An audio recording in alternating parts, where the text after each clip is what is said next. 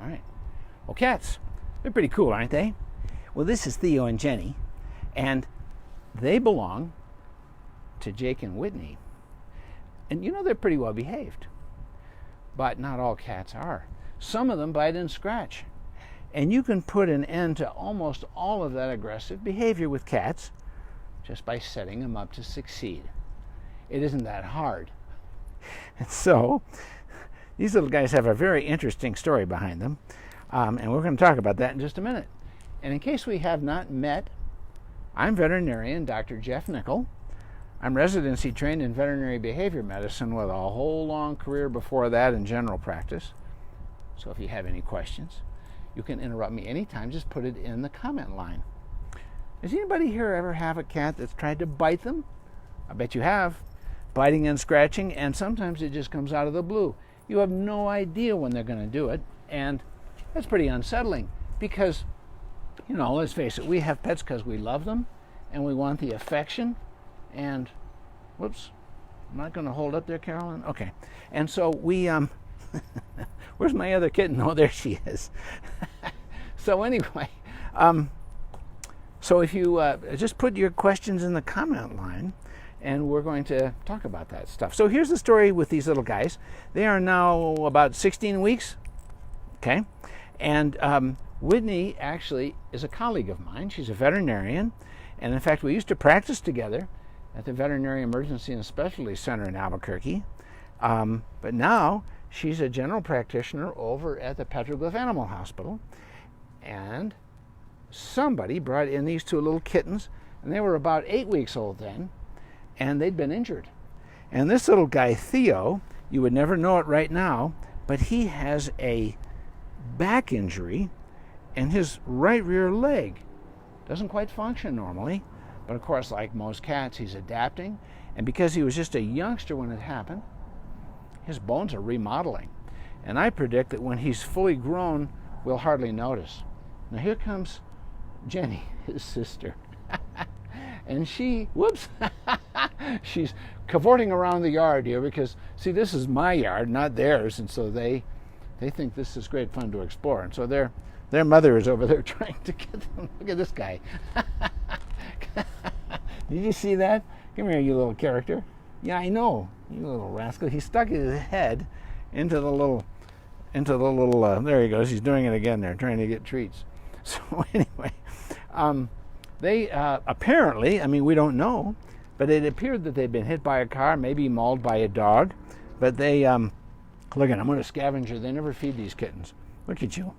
So they, anyway, this little guy had a back injury, and his sister, she'll show up here in a minute, had a fractured femur, a thigh bone, and it's healed beautifully. And she's already been spayed, in fact. So they needed a home. And so Whitney, Dr. Whitney Jones, she brought them home, and she and Jake thought, well, maybe they'd find a home for one of them and then keep the other. And, of course, they kept them both. So now they have these two kittens, and they also have their big brother. It's not really their brother. His name is Sterling, and they've had him for a long time. And so here he was, the only cat in the household, until these two little jokers came along, and they had to get kind of acquainted together, and that wasn't necessarily easy. But these little guys have been very good with their people, and in part because they have outfitted their home with what we like to call environmental enrichments. These are things like ramps and bridges and hide boxes and scratching posts, and they're all mounted on the wall, and you can get these things. Have a look at this website called Catastrophic Creations. And this is a modular thing. And they mounted it on a 4x8 sheet of plywood on the wall, and they're going to finish it, and it already looks excellent. So they really don't have much of any trouble with these kitties. Look at this little guy. He's got his head in the bucket. Well, don't panic, little guy. Attaboy. Oh, he's going to go after it again. You know, you guys could... There, look, Jenny. Here, baby. Look, you can have this. This yard is much too much fun to... Anyway. So, if anybody's had any cats who have been a problem, is anybody called in with a cat yet on the comment line? Yeah, oh, we do have people. Okay, hold on. We have people. All right, all right. Ah, there we go. Ah, good. Oh, Misty's here, and Cindy, and Sharon, and Portia too. Wonderful. Up in Santa Fe. I'm so glad you guys tuned in. Who is? And Sharon. Oh, Barb and Sharon too. Wonderful. Thanks you guys for coming. So, here's the yeah, he's kind of an embarrassment to the whole family, isn't he? Anyway. So so whoops. Well, you are just a little come back. You're like one of those bears that gets a bucket stuck on his head. There you go. My goodness gracious, son. Look, you can have well, no, I mean he's having a good time. He's foraging, you see. Yeah. So anyways, I'm going to read a story. This is a newspaper column that I answered a question, and I think it makes the point rather well. So here's the question. I have a 4-year-old female cat that will, on occasion, viciously bite me without warning. Oh my goodness gracious. What a silly boy. When I pet her, and this happens, people are petting their cat and they get injured. When my previous cat would bite, I chalked it up to overstimulation because I could detect warning signs like tail flicking, ears flattened, and that's pretty smart.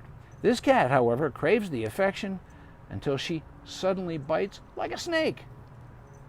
Could it be because she didn't learn boundaries by playing with kitty siblings? Should I tone down my affection? Signed, Cut Up owner of Cobra Cat. And so I answered this way. I said, Dear Cut Up, is that your real name? Maybe it's just what Cobra Cat calls you. It's true that kittens who were weaned too young tend to treat their people like sparring partners because, well, they're not playing. She's aggressively punishing you for your massage technique. So ungrateful. Well, cats come in all sorts of personalities. Some are mellow and welcome any interaction. But many others have boundaries, well, like most of us. And personally, I'm fine with physical contact, but there are limits. And Cobra Cat has hers too. Some parts of her anatomy are not for touching. Well, cats, observational research of cats in free-living social groups reveals a generous amount of mutual grooming, nearly all of it confined to their front ends. Carolyn, would you bring back Theo for me? He's, or Jenny. I missed the kittens. They're out here exploring my yard. Thank you, Whitney. Come here, baby. Now you could just hang out with me a little bit. Your little character. That's a good boy. So anyway, but our kitties, who are wild animals masquerading as pets, by the way, are programmed to have just their heads and necks stimulated. The rear end chores are a personal responsibility, and repeatedly petting a sweet cat's rump could get you slapped into next week, or maybe even snake bitten.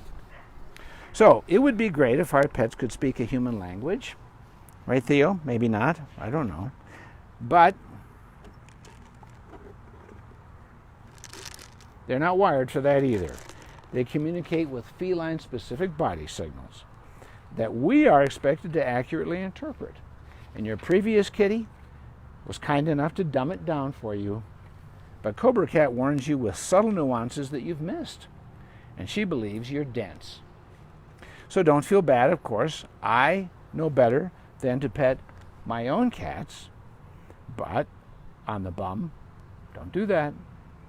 But like the perpetual teenager that most cats are, I'm called every foul name they can muster if I miss the initial body postures intended to convey that it's mealtime again.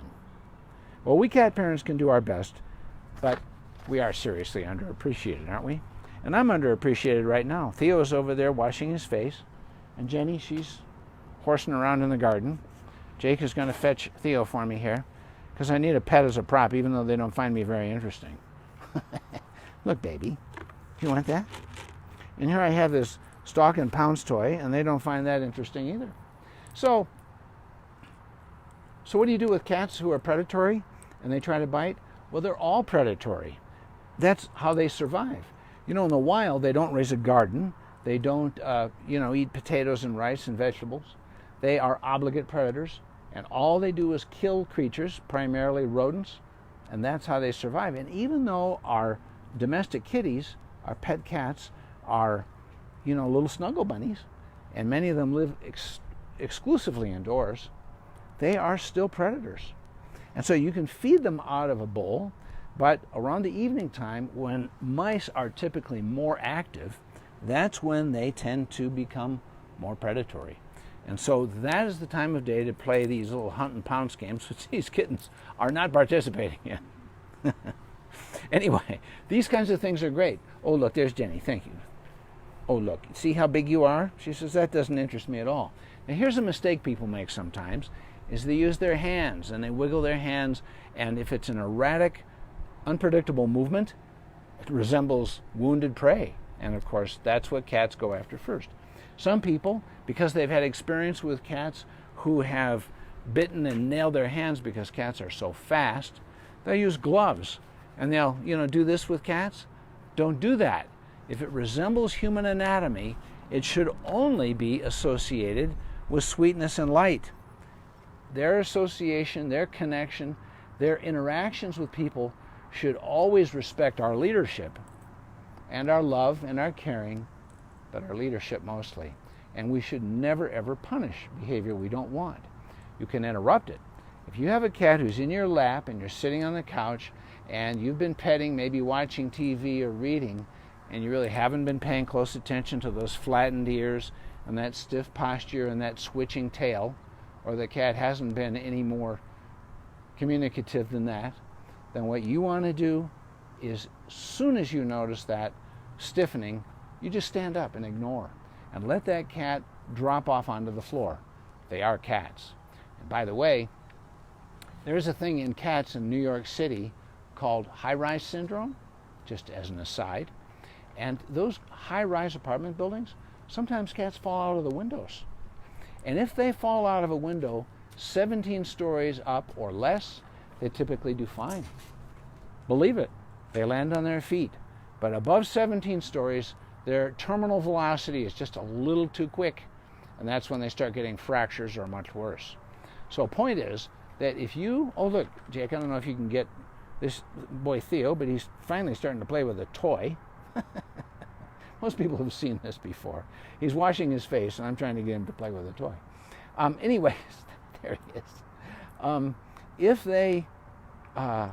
they start to stiffen up, do not swat, don't scold, don't use anything about you, your voice, your hands, or anything else to punish your cat. Don't flick their nose. Don't spank. Stand up, ignore, and let that kitten drop off onto the floor. And then say to yourself, what did I miss? Was I petting this cat behind the shoulders? Because they are accustomed by genetics to be petted on the ears and the side of the face and the neck and maybe the shoulders, and nothing posterior to that. Look, those two cats are over there with their mother, and I want them.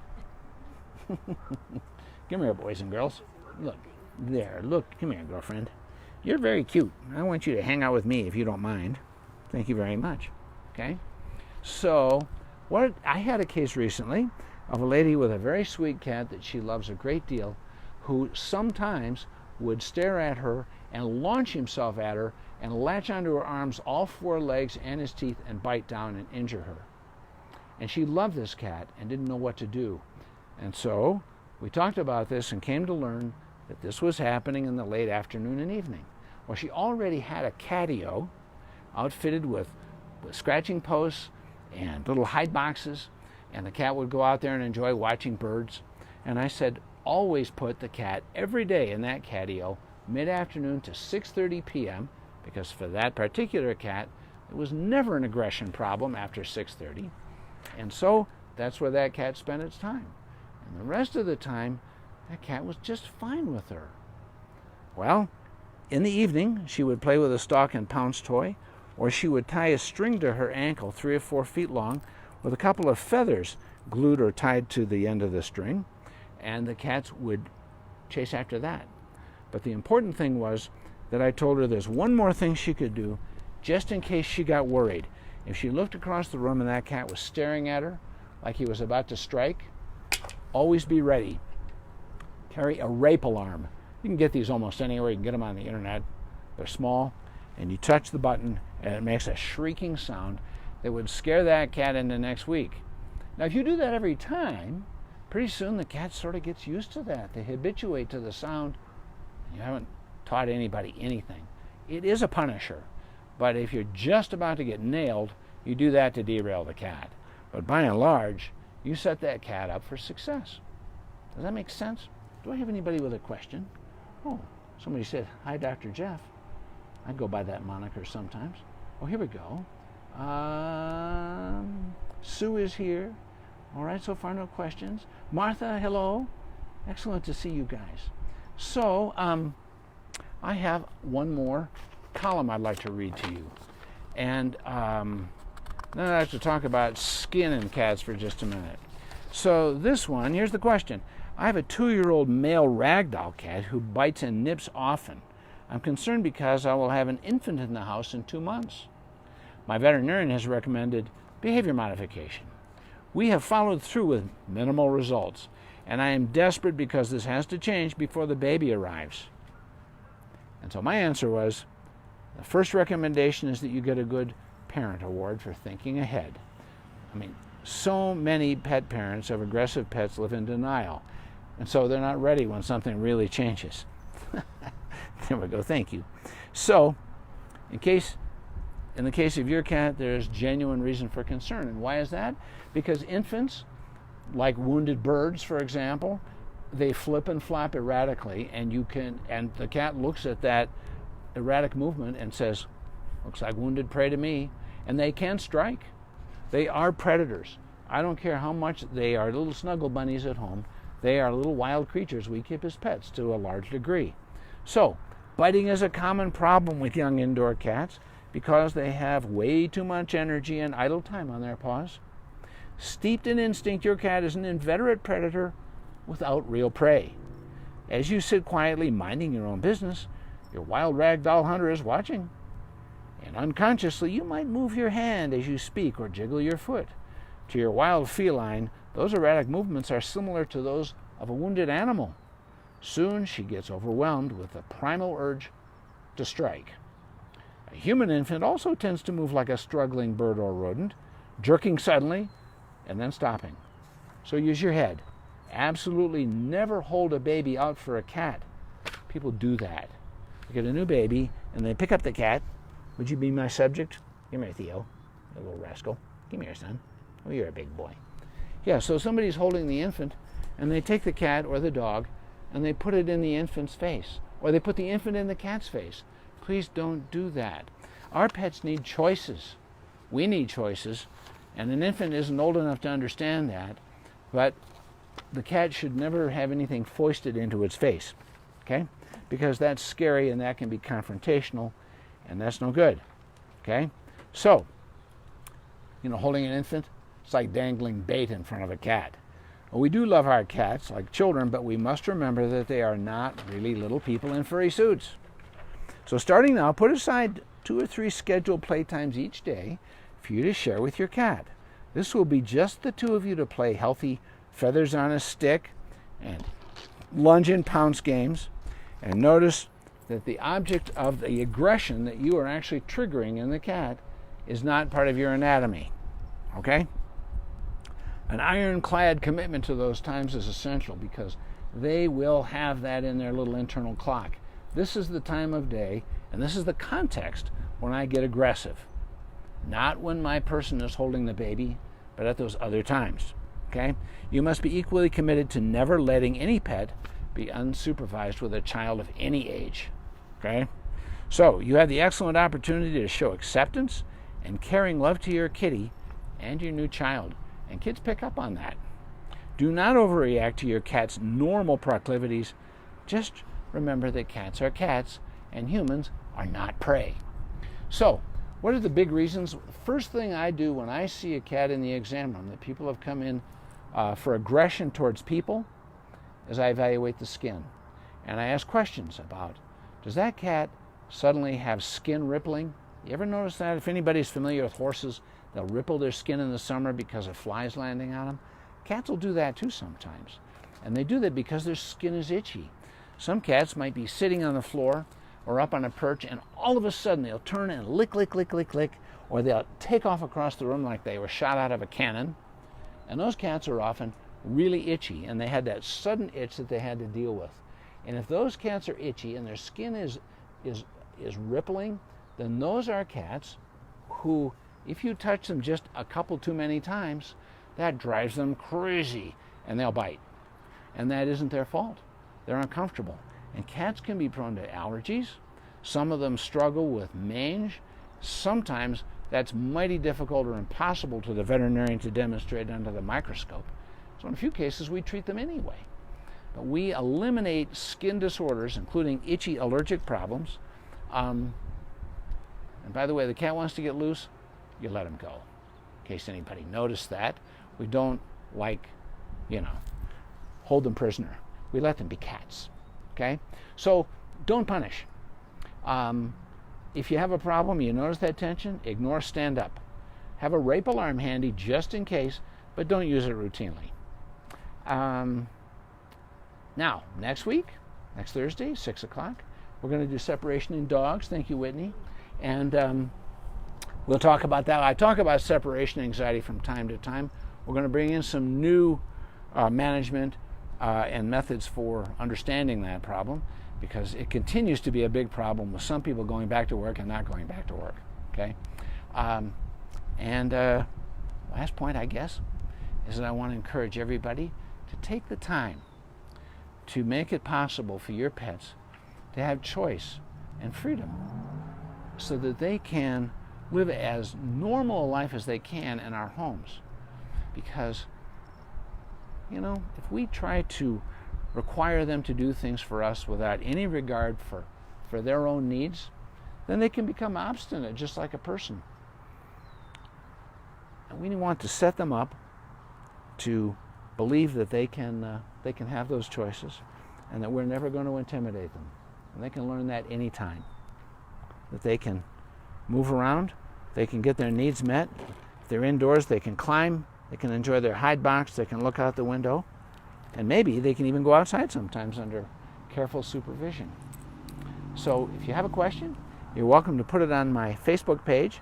And if you'd like to get my Facebook live videos and my weekly media blog in your email box, just go to my website, drjeffnicol.com, drjeff.nicol.com, and sign up at the bottom of the page. Just put your email address in there, and every Tuesday morning you'll get it in your email. And when you do sign up, I'll send you at no charge my at-home pet first aid and CPR guide, which is worth printing out. It's just a few pages long, and it'll get you and your pets out of trouble sometimes. So thank you for being here with me. And Theo, can I give you a little hug and a kiss before we're done?